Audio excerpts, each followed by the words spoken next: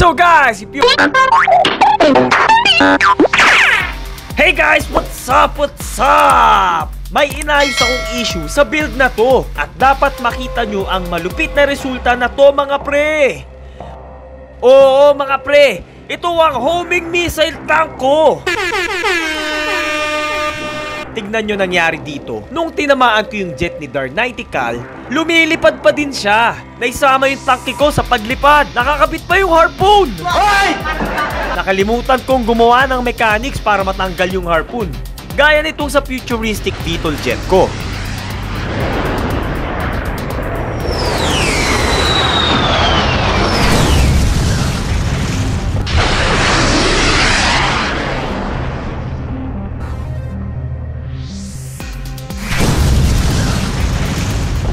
Boom!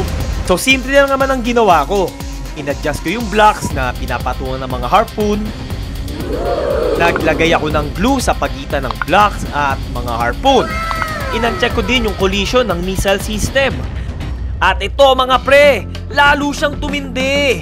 At sobrang enjoy gamitin. Panoorin nyo to.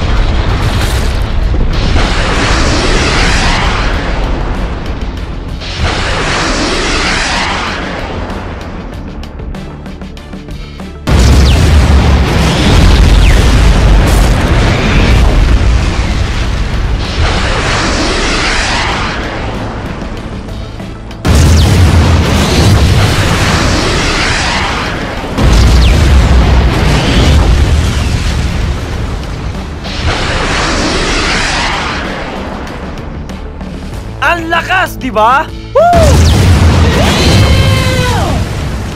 Naglagay nga din pala ako ng dome hatch door para sa driver seat. O yan mga pre, tignan nyo uli kung gaano kaganda tong tangke na to. Details, tank tracks design, mechanics, napakalupit nito! Woo! So guys, kung di pa kayo nakasubscribe, mag-subscribe na kayo and click the notification bell and please like and share the video na rin mga pre. Thank you for watching mga pre.